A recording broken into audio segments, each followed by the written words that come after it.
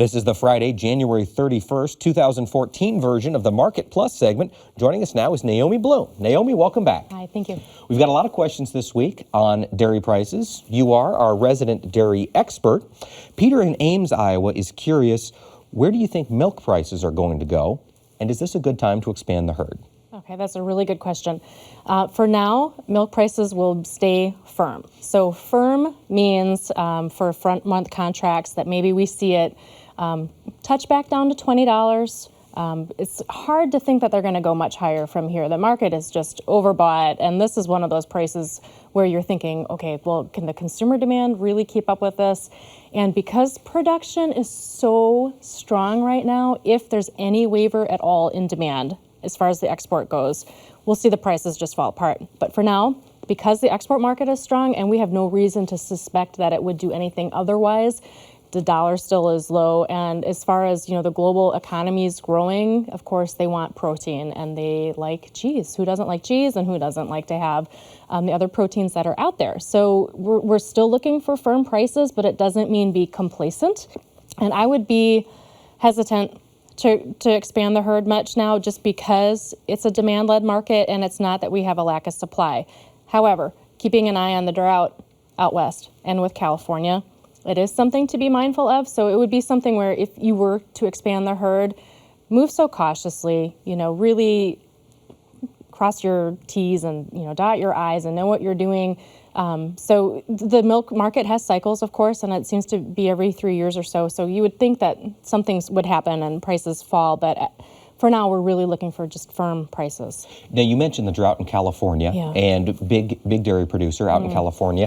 Yeah. Have we heard much? Has the market reacted much to herd liquidations? Has that been an issue yet? Well, the dairy herd liquidation right now is actually off to the slowest start that it's been off to in years. And of course, it's because the price of milk is so bloody high. So why would you, change your slaughter if you can make so much money? So it might be an issue, though, if they don't get rain out there this spring, in terms of hay prices and things like that. But at least the corn price is cheap enough that it's making it sustainable for them. But it is a very severe drought situation. So it's something to be monitoring in the months to come. And that's, I guess, all we can do is just kind of keep an eye on it. All right. Now, you touched on Kristen, Wisconsin was asking about dairy exports remaining strong. Yeah. And it looks like that they most likely will. Yeah, absolutely. Yeah. Now, this week in the broader markets, China's economy reportedly started to slow down. We saw that affect the Dow, and it did affect cotton prices a little bit. Yes. Talk to us a little bit about what happened in cotton. Yeah, cotton is just blowing off current supply and demand fundamentals. It's more just focused and driven by macroeconomic signals right now. And that's kind of how it's been. It's more like being bullied by these outside markets.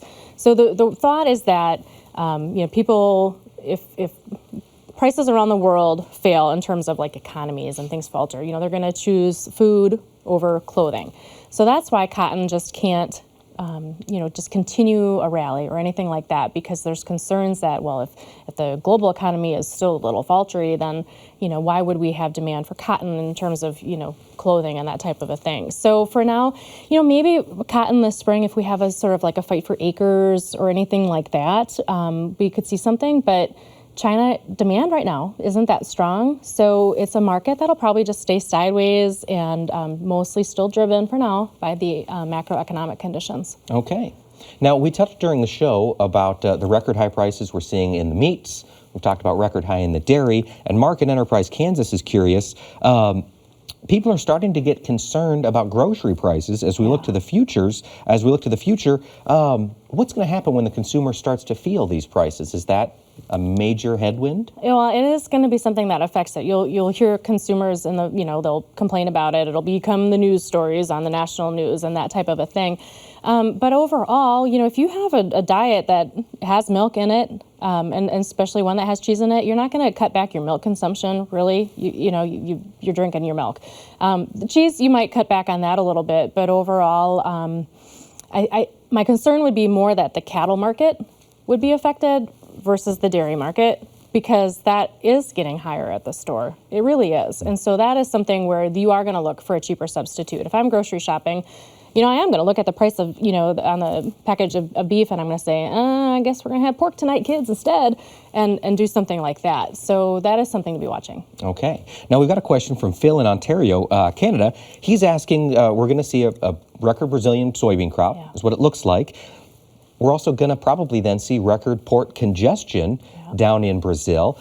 Is their troubles getting the crop out of country going to have a significant impact on our pricing? You know, that is also one of those things that's the same old song and dance. We hear it every year, and we've already heard rumblings of the dock workers there starting to strike. So it is something where the port congestion is an issue because they are going to have this monster crop to get out, and it's going to take a while. It's going to be bottlenecked.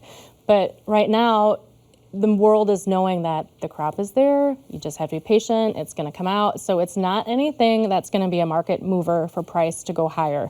But it is something good for news fodder and to keep talking about and looking at, but it's not going to be a market mover. All right, before we let you go, Naomi, Sunday's the Super Bowl. Do you have a pick? Broncos. Broncos? By 3. By 3? Yep. All right, thank you so much, Naomi. Appreciate you being with us. You bet. Thanks to all of you for your questions via Facebook and Twitter. Please continue to send them in, and we'll get expert analysis right to you. Have